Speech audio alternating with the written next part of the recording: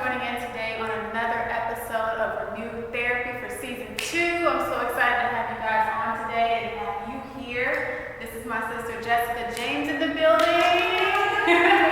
So, how are you today? I'm doing good. How are you? I'm wonderful. It's hot out there, but I'm so grateful that I have you here. We're talking today. We have some big stuff to talk about. Yes. So I'm super excited. I hope you guys are ready to hear about Miss Jessica. So introduce yourself. Well, I'm Jessica James, and I am originally from East Texas, Crockett, Texas. And I've been in Houston about 9.5 years. Wow. And in May, I graduated with my master's from Texas Southern University. Congratulations. Thank you, in public administration. Yeah. So I'm excited about that. And the founder of a group called Girls with Purpose. Yes, I love it too. I love it. Okay, so before we get to Girls with Purpose, I want to hear more about your childhood and where you came from. So tell us about East Crockett. Crockett, East Texas in Crockett. Very small town. Not really too much going on, but I love where I'm from. Right. And It's like the country compared to where we right, are. it is the country. Right. Dirt roads and fields of gardens filled with vegetables, fields filled with peas, and sitting on the porch and talking to your neighbor hollering across the way. You see it in movies, but it's true. Right. But that's just the heart of the community that I'm from, and the authenticity. And I love to go home, and it's just the air is just different there for me. So I love it. In my childhood, I actually moved around quite a bit. I spent most of my childhood in East Texas, but I lived in Oklahoma City. I've lived in Houston before, so this is actually my second time living here in Houston. Okay. I don't really remember too much of my childhood. I remember being homeless, living in a shelter with my mother and my little brother. But the only thing I remember is when we had to leave during the day. And we would just walk around sometimes around the city of Oklahoma. And I remember how the beds in the homeless shelter, beds, cots, whatever you want to call them, how they were very uncomfortable. I don't remember anything else about that moment. Yeah, it wasn't like something you wanted to Right. Yeah. So I don't really remember too much. My childhood, I remember my grandparents, my family, my mom, my dad. We were a very small family. Across 4 generations, only 13 of us. Wow. So we're very small. But I remember my family. And I remember, for the most part, I think I had a happy childhood. We all have different things that we go through, but I wouldn't dare say I was an unhappy child, but I did go through a period where I had some unhappy times. Right. So, Well, we're going to jump right in today. Y'all know how I am. I want to know what happened. Tell me about the unhappy times.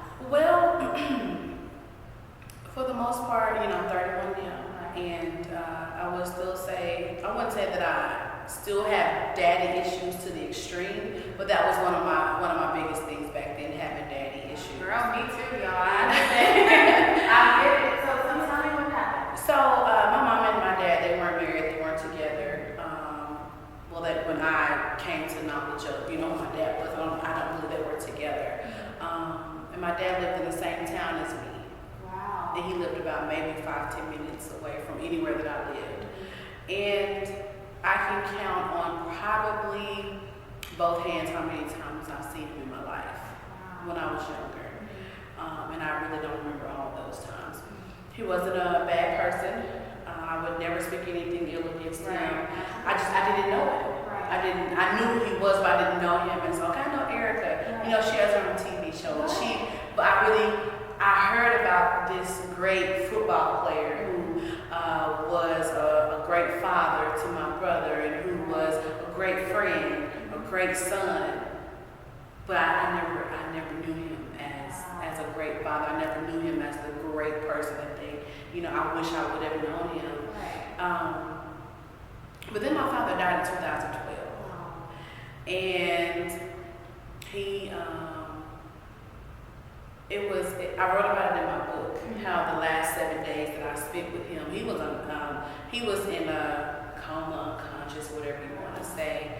But I remember it was on a Sunday, the Sunday before he passed away. The Lord allowed us to be together. And They were telling him he was having, involuntary eye movements and different things and muscle spasms where his arms and legs would move. But in that moment, God told me that no, he's listening to you and he can hear you. And now is your time to, one, let go of everything that you, let go of the unforgiveness, the hatred, the rejection and the abandonment, to let it go and to communicate with your Father. So we communicated and he didn't say a word, but I would ask him questions and, yes, blink once for yes, blink twice for no. And I asked him those questions, and every single time, it was like clockwork. He would blink his eyes.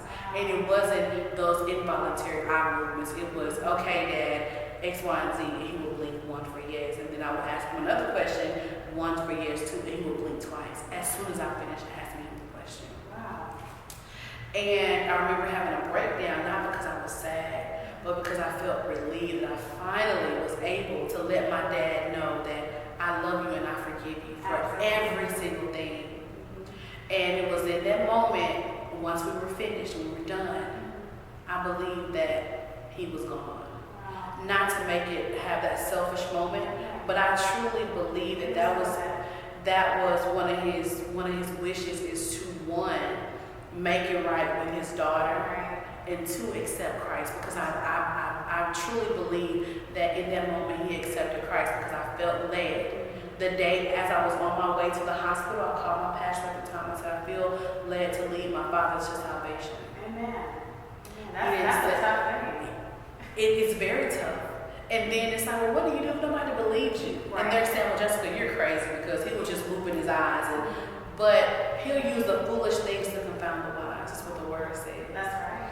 And so I believe it was in those two moments that me and my father were able to reconcile with each other. And I truly believe he accepted Christ. Amen. And it was after that, like 2 or 3 days later, he was gone. Really, to be honest, I really believe his spirit left in after we finished having the conversation. So he needed that. He needed that. Wow. And every single day I was there with someone else, but it was in that moment where the Lord allowed it. Everyone left. Nobody came to the hospital. It was just me and him. It wasn't too much nurse or doctor activity in the room that day. It was just me and him and the Holy Spirit. Wow. So that is powerful. Like that, guys. I don't know if you heard what she said. Like, that is a father who was absent, basically, right? Absent. And you didn't have many memories of him. And then finally, at his last points, he needs you, and you basically need him at the same time. Absolutely. And here y'all come together right before, 3 days before. That's powerful. That's powerful. I'll never forget it. I know it. Wow. And I wrote it about it in my book, that father What about was the name of your book? It's called Broken Chains Equal Better Life. Life before, during, and after deliverance. Wow. It's just my testimony of my life from what I can remember from a child up until about my kind of late 20s. Wow. Up until actually 2018, the first few months, I wrote about my life. Okay. So yeah, I wrote about it in my book, and a lot of people resonated with that. I got so many calls and texts. Jessica, I was just booing, I was just crying, and I could relate about, the daddy issues, and the girl with the bags, and a lot of times we don't want to be honest and real about those things. Right. And I hear people say, your transparency, your vulnerability, like, I can't believe you wrote it, I can't believe you talk about it, I can't believe you testify about it. We're overcome by one, the blood of the Lamb, and then the words of our testimonies. That's right. And we're more than conquerors, and we're overcomers. Right. So if I have to share the one, if I have to be the one on the chopping block per se, Right. to save somebody else, or for someone else to be healed and to receive their breakthrough, I'll be the one every time, and I'm okay with that. I like that. So you're basically leading to help others find their way to forgiveness, for one, because that's part of the testimony. Way for healing, and there's so much more. So much more. That is phenomenal. And how can they purchase your book? Because I don't want to forget that piece. Well, you can purchase it on Amazon. Just type in Broken Chains, the equal sign better, Broken Chains, the equal sign better life, and on Barnes and Noble as well. Okay.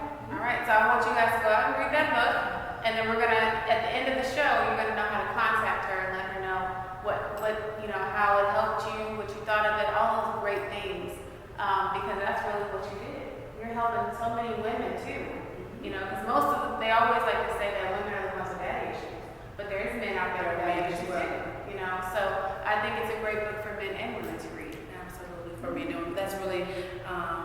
good that you said that, because a lot of times I do have women's empowerment, young girls, but I try to make sure that my ministry is it's neutral. It's for anybody That's right. who needs what the Lord has given me. So it's not just for women. That's right. I love that. Okay, well, my sister. All right, so tell me more. Okay, so from your childhood, and then after your father passing, then what happened after that? How did you feel? So I was when your parent passes away. I mean, anyone you love or care about passes away, you feel that sadness. Right. But you miss them. And then, I wouldn't dare say it's the enemy, but he can play on this feeling of, well, Lord, why would you take him away after I was ready and open to receive and build a relationship, and you take him away. The enemy, he tried to play on that for a little bit, but those are just normal feelings that you have. Absolutely. So at least you got that time with him. Exactly. Because some of us don't receive that. Right. So that was a blessing. That was a blessing. I'll never forget it. So I felt, you miss them. When Father's Day came around a couple of years, I was, kind of sad. But I'm okay. Good. I'm okay. And it's not that I don't, I'm okay. And I'm at peace. And I feel good about it. But I will say that did leave a void. Yeah. That I filled with sex and alcohol. Mm-hmm. And I started drinking, where we're from the country. Everybody has, I have Uncle Boosie, Yes. and you got Uncle Buckshot. Now I'm in the country, and we have a homestead where it's just acres and acres of land and houses, and everybody goes down there on the weekends, and they're just having fun. So I was introduced to alcohol at an early age, and so on my dad's side of the family, all of my aunts passed away before the age of 50. Oh wow. And alcoholism was prevalent, So I guess you could say from a spiritual aspect, it was alcoholism was a generational curse. Yeah. And I wouldn't dare say that it was broken. That one was broken with me. Mm-hmm. It was broken through the second generation. Right. With me and my cousins. So that was a blessing. Yeah. But I was introduced to that at the age of 13. Probably younger than that, that's what I remember. And the saying of, well, if you learn to drink at home, then you won't lose control when you're out there in the world. Yeah. That's backwards. Yes. And no offense to whoever taught me that, but now seeing how this generation is, if we have that mentality, no, it's not okay. Right. So I was sexually active at 13 because I associated sex with love. Right.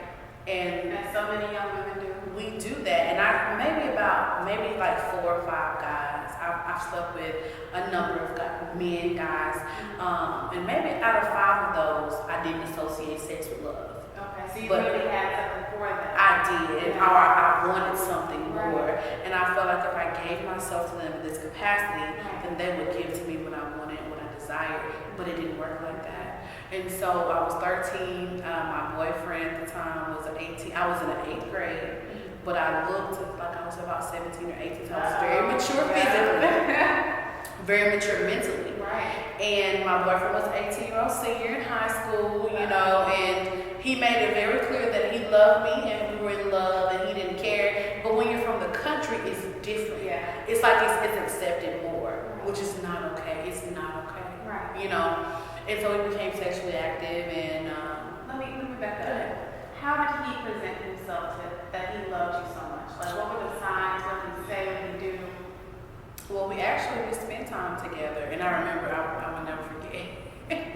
At the time, in my mind, I felt as though he truly loved and cared about me because we were at a party one night. And so when we would talk, when we would go out, we would go to the same parties and events and stuff, but we really couldn't talk or be seen together because I was 13 and he was 18. So one night, I guess he was drinking. He wasn't drunk, but he was drinking. And he came over to me, and we were together the whole night. And that shocked me, and everybody was like, whoa, y'all two? Right. Y'all together in public? Right. He was like, I'm going to marry this girl. I love her. And everybody was like, even I was like, and even afterwards, he didn't regret it. He didn't regret it when he came to. And he graduated. He went to the Air Force, and we still kept in contact. Every time he would come home, he would see me, make sure, we talked a lot and different things like that. And to this day, we still communicate. Well, we're friends on social media, but there's nothing there at all. That was years and years ago. But it was, looking back at it now, I shouldn't have done that. Yeah. He was a great person, but I was 13 and he was 18. What was I doing? Right. And then it was like after that, I just kind of spiraled out of control. But I think you hold that in. But I think you brought that into a good point, because a lot of times, if we do have daddy issues or abandonment issues or whatever it may be with our fathers, we look for older men to fill those voids. And that sounds like that's kind of where you was going. Right. The funny part about that, it was then older men, they disgusted me. Yep. So it's like, okay, I like older men, but then they disgust me at the same time. And it confused me, like, well, what is this? And it's just, it resembled how I felt about my father. I wanted something, but at the same time, I resented him because you weren't there. Exactly. I would do the same thing. So I'm like, okay, God, and then I'm like, okay, Lord, deliver me, because I'm, And then you attract the wrong type of guys. I've been there, like me being me, me. So I'm like, okay, why is this 50-year-old man coming towards me? At the time, I was like 20.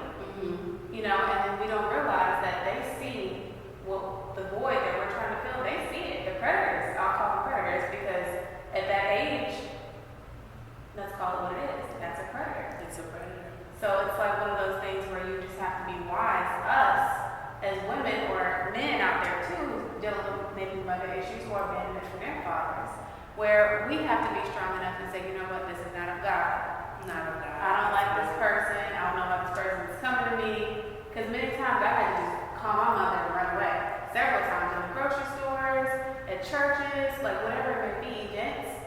And you see these old men flocking. You don't know what's going on. Right. And then like you said, eventually you become attracted to the older men. Like if you're 20, 30, somewhere in there. But nothing older than that, because in that discussion. It disgusts I get it. And so then it was older guys, and then it became guys who either, I think I remember one married man, but it was men who had a family or they had a girlfriend. You want it. And that's what I wanted. It was like, I don't know what it was. It was like for us, because at first it was like those were the only men that were attracted to me, were those who had somebody. And I would say, no. But then, because I was so broken and my self-esteem was so low, my self-worth was so low, It was like, well, nobody else wants me. That's right. So I may as well, talk to this person. Right. Or I may as well, maybe he'll leave his girlfriend, or maybe we'll be together one day, and you hold on. And it was just rethinking all of this, and you see where God truly held me together. I see where God truly held me together. And then you transition from that to then just kind of having sex with just random guys. Right. To still feel it. And I remember just, not too many random, but maybe 3 or 4 random guys. And I remember I could have been on the news. Yeah. I could have been one of those woman at this age found in a ditch. Right. A Jane Doe in a ditch. Or even sold into trafficking. That's what scares me nowadays. Yes. You have to be so careful. I mean, first and foremost, we should really pay attention and do what God says and wait till marriage, right? We know that. But sometimes it doesn't work that way. Right. So even so, for all of us out there, we have to really be mindful of the attention that we're attracting. Because eventually you're going to fall on that attention. Right. Just one way or the other. You're going to be like, I don't really like this person, but that's what I keep getting. So I may as well. You settle and you compromise. And that's why I love that you said your word. Because when we're broken, we don't know our worth. And I won't say broken, I'll say hurt. And we need to heal. We don't know it. So I love that you made that point. So let's go there. How did you find your worth? Well, I had to realize, I remember So the thing I want to bring out is throughout this entire process, I was still going to church. Oh, yeah. I was still going to church. I was still going to Bible study. I was still like singing in the choir. I still loved God. Right. But it was having that confidence. I was so broken, like I couldn't see. But I remember one day, it was December 24, 2014. Actually, a few weeks before that, I moved to Houston, and I was getting settled about a church home. And the Lord began to speak to me about serving my leaders. And He spoke to me clearly. He said, you are going to serve, you are going to undergird, and you are going to support, and you're going to pray for them. Yeah. And I was like, okay. But He was like, He said, and during that process, I'm going to clean you up. Amen. Because when you're close to a real man and woman of God, it's like you can't just come any kind of way. That's right. Because it's like they are the watchman of my soul. Exactly. And to be, it wasn't I knew that I had to get right in a sense. So the Lord told me that. He spoke that to me. And December 24th, I was with a guy that I had known for 10 years. I think I kind of talked about it. And we were at his girlfriend's house. We were intimate. Wrong, okay? Don't do it. Wrong. And in that moment, something clicked. And I was on a celibacy. I was celibate for 3 years after that. So what clicked? So what clicked was, I want to adhere to the voice of God. Right. God spoke to me so clear, and I never heard Him that clear.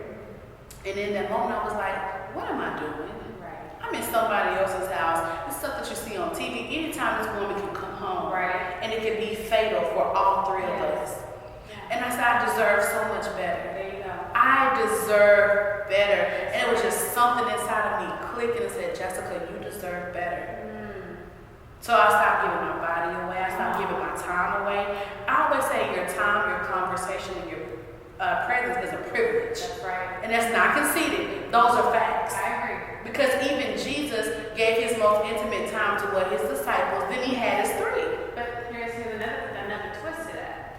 Say you're giving your time and your presence and everything else to this person, your communication, and they're using that against you. They're plotting. So they know your weaknesses. Absolutely. They know everything about you to use that against you, to manipulate you, and to make you think that they really love you. Yes. I've been here, I know how that feels. And thankfully, I have a strong mother, because my mother was like, no, he's not for you. Rebuke and bind the devil, let's roll out. I'm not calling him that, but his spirit. That's the Jezebel spirit. I love your testimony. And so we think Jezebel is always sexual. Right. True, but it is also manipulation and That's control what I'm as saying. well. Okay. So I'm glad you brought that point out, because people always say, oh, you Jezebel with the red lipstick. I have red lipstick, okay? That doesn't But do anything. let me talk about that. I did struggle with the Jezebel spirit.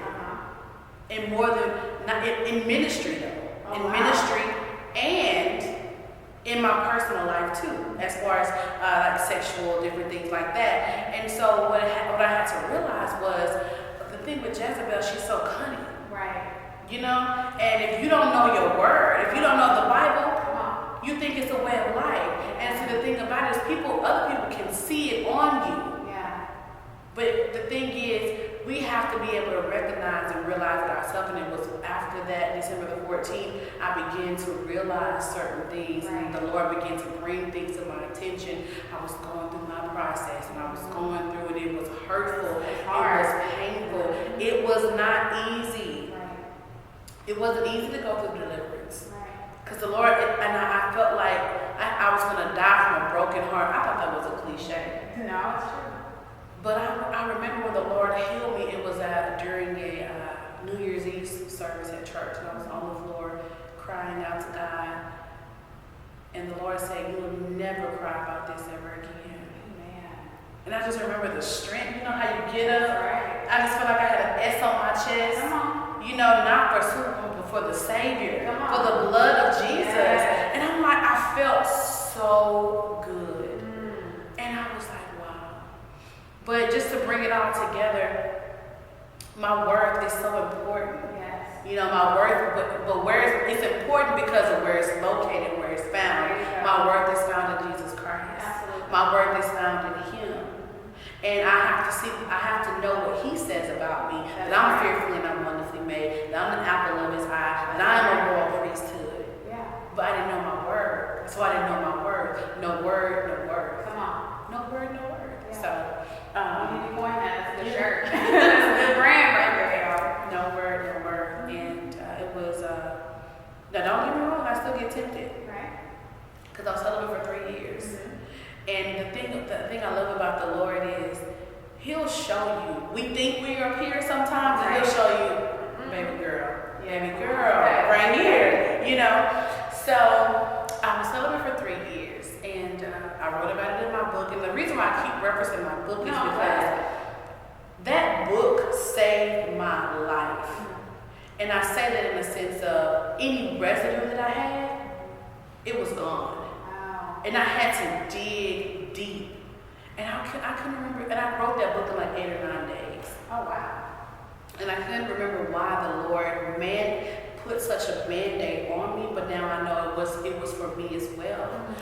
Because even though it's been about almost 2 years, that book is going to travel the world. It hasn't even I haven't even begun to see the manifestation of the book. But anyway, But it will come. it will come. It's coming. That's right.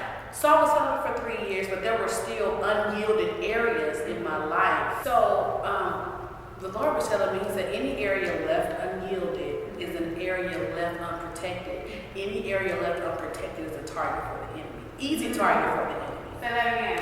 Any area left unyielded is an area left unprotected. Any area left unprotected is an easy target for the enemy. That's powerful. And so the area of my life, it wasn't sex, and it wasn't lust and perversion.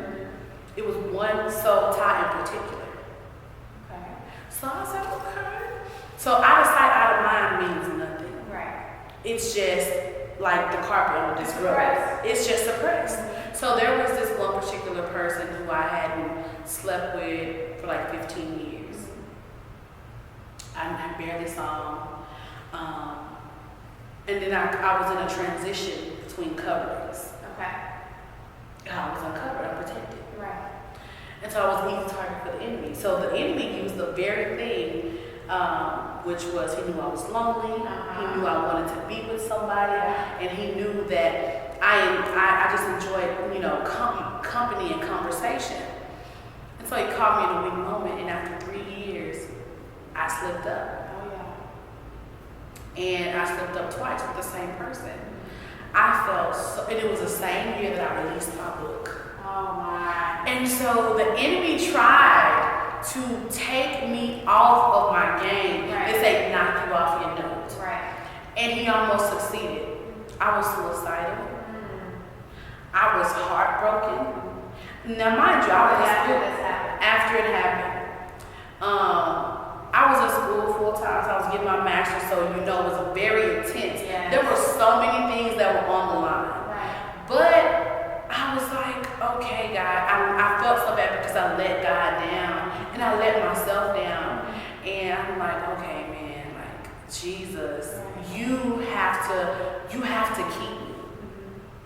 And so let me put a pin in that. So to the young lady or the young man who feel like they're boring, my phone is dry, I don't have a life, I don't go anywhere, I don't do anything.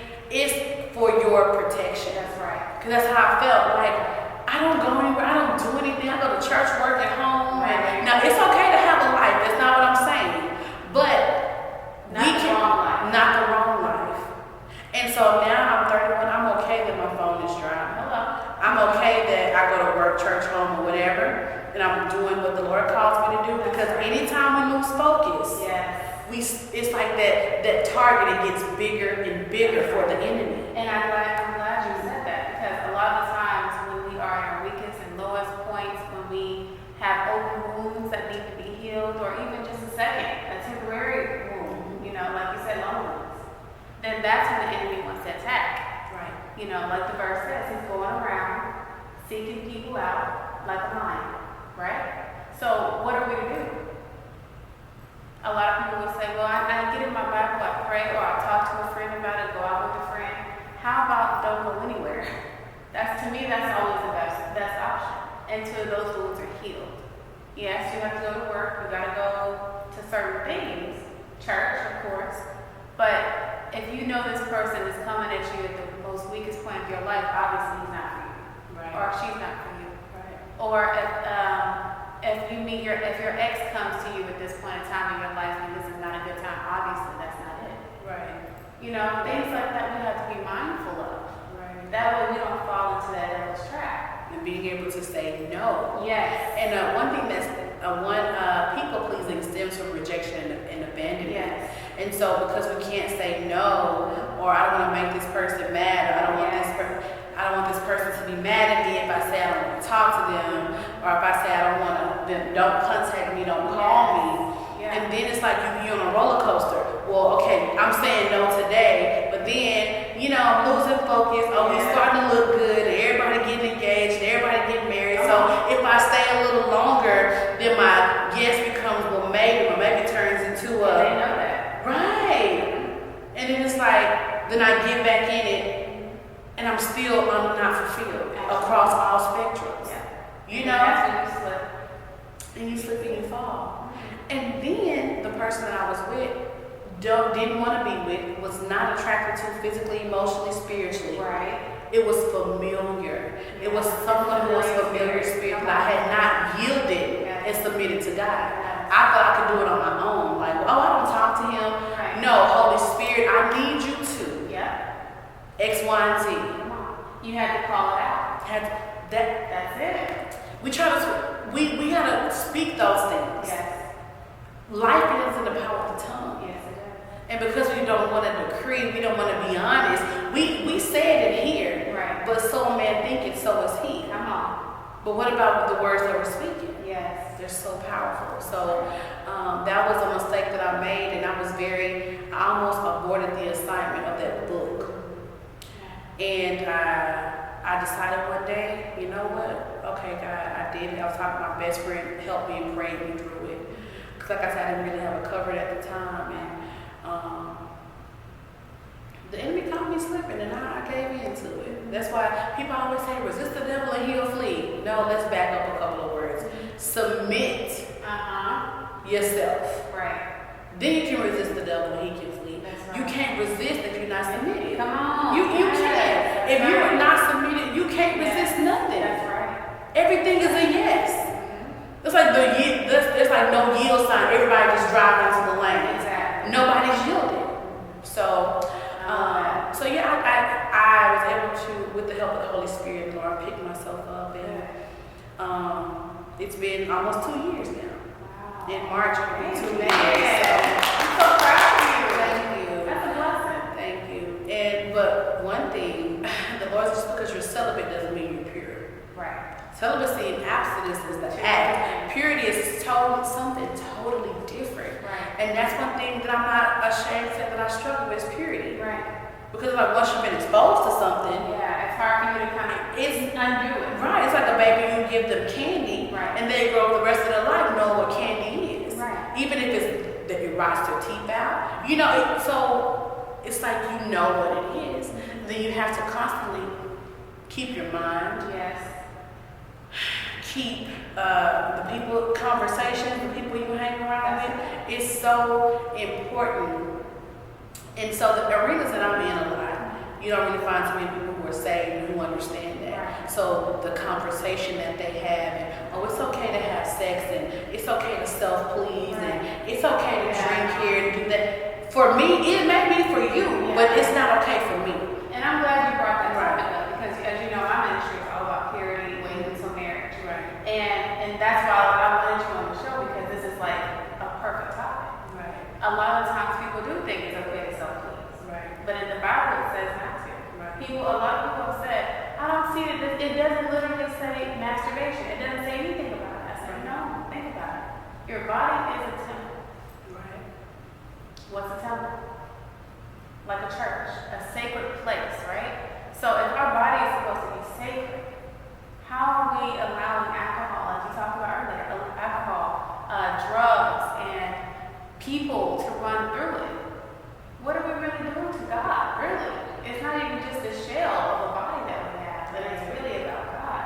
Right. How are we pleasing Him if we're sitting here trying to please us all the time? Right. And that's I love that. There's no good thing in this flesh. Yes. No good thing in this flesh.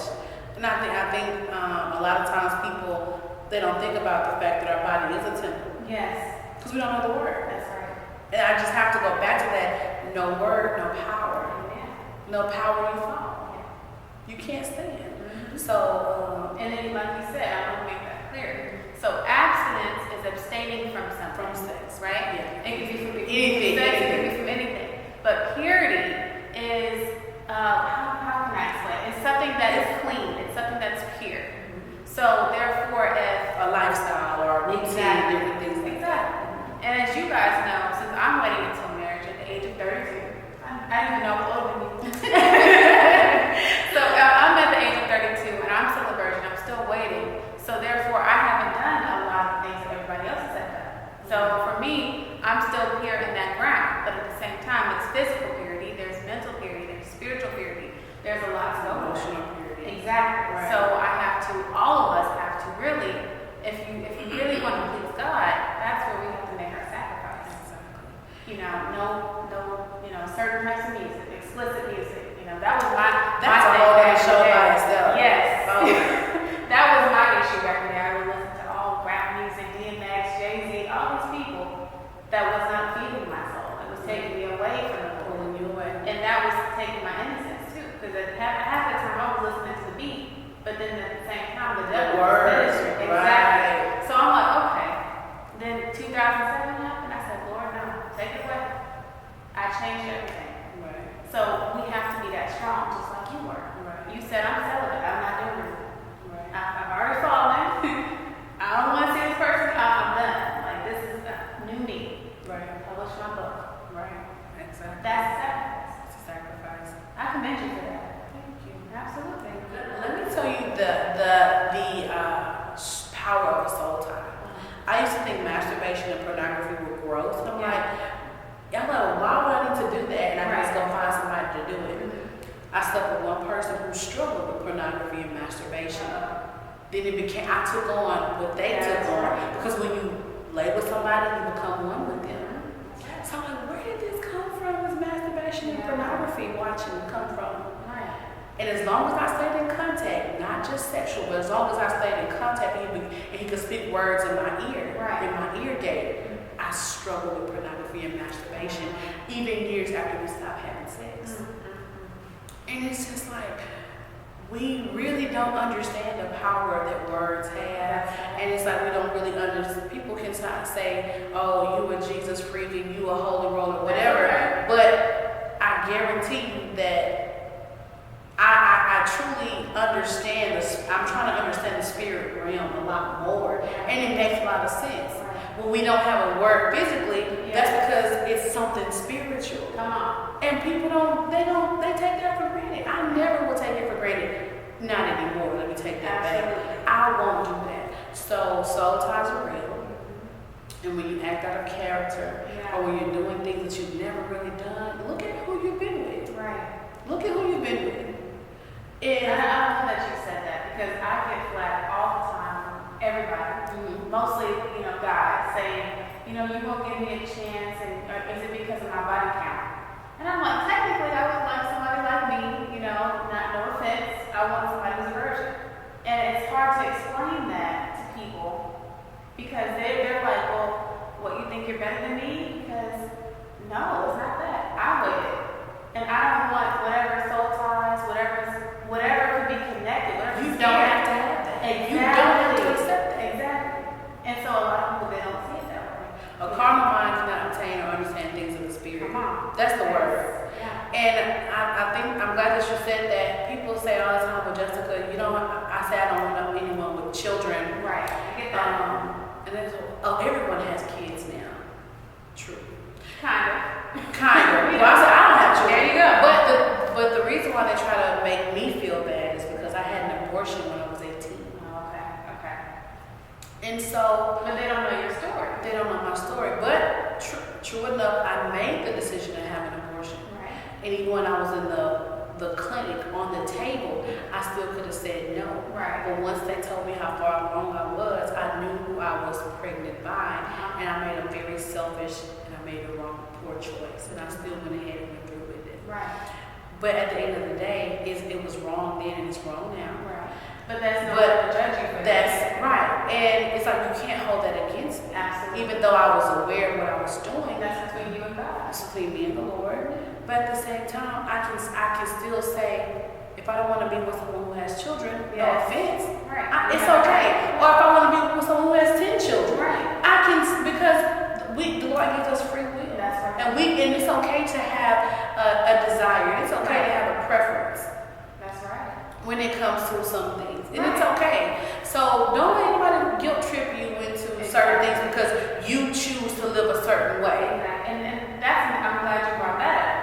Because a lot of the times, what I've noticed, I don't know about you, but a lot of times people will say certain things because they want to be more like what you're doing. They want to be able to wait. They want to be celibate. They want to be, whatever it is, but they only know you doing it.